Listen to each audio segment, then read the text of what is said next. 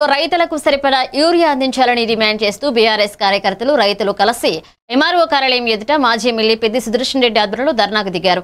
ఈ సందర్భంగా ఆయన మాట్లాడుతూ రైతులకు బాకీ ఉన్న సన్నవడ్ల బోనస్ చెల్లించాలని 2 లక్షల రుణమాఫీ పూర్తిగా అమలు చేయాలని డిమాండ్ చేశారు.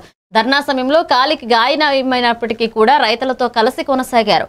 యూరియా సరఫరా జరిగే వరకు ఉద్యమం ఆగదని హెచ్చరించారు. ధర్నాతో వాహనాలు నిలిచిపోవడంతో రోడ్డు రవాణా స్తంభించింది. చంద్రాపేట మండల కేంద్రంలో తహసీల్దార్ ఆఫీసు ముందు చేసినటువంటి ఆందోళనలో రైతాంగం అందరూ కూడా స్వచ్ఛందంగా కదిలొచ్చి ఇవాళ సంఘీభావం తెలిపారు. ముఖ్యంగా ప్రధానంగా 3 డిమాండ్లు.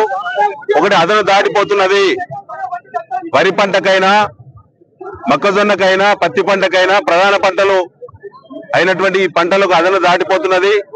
గత నెల రోజులుగా యూరియా షార్టేజ్ ఉన్నది. ఎన్నిసార్లు తిరిగినా యూరియా బస్తా దొరకలేదు. ఇవాళ బాలునాయక్ అనేటువంటి ఒక గిరిజన బిడ్డ 3 ఎకరాల పత్తి పంటను ఇలా మొత్తం కూడా తీసేసే పరిస్థితి దాపురించిందంటే సమస్య తీవ్రత ఏ మేర ఉందో అర్థం చేసుకోవాలని చెప్పి మేము విజ్ఞప్తి చేస్తా ఉన్నాం. ఇప్పటికైనా ప్రభుత్వ పెద్దలు ముఖ్యమంత్రి రేవంత్ రెడ్డి గారు, వ్యవసాయ మంత్రి తుమ్మల గారు, స్థానిక ఎమ్మెల్యే దుంతి మాధవరెడ్డి గారు ఇప్పటికైనా ఆత్మవిమర్శ చేసుకోండి. ఇలాంటి పరిస్థితికి కారణం మీరు కాదా?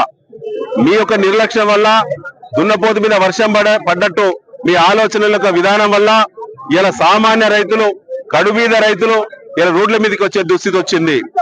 ఉమ్మడి రాష్ట్రంలో చూసినటువంటి ఆందోళనలు మళ్ళీ ఇక్కడికి తీసుకొచ్చే పరిస్థితి వచ్చింది. ఇవాళ రైతులు ఎక్కడ ఏ సెంటర్ పోయినా, డిస్ట్రిబ్యూషన్ సెంటర్ పోయినా ఎన్ని రోజులు నిలబడ్డా ఒక బస్సు దొరికే పరిస్థితి లేదు. ఇవాళ మీకు ఆందోళన అని చెప్పంటే ఇవాళ పొద్దున్న ఒక లారీ పంపించిల్లు. జిల్లాలో ఎక్కడా లేకుండా ఒక లారీని మాత్రం చంద్రరావుపేట హెడ్ క్వార్టర్ పంపించిల్లు. ఇలా 10% రైతులు కూడా సరిపోలేదు.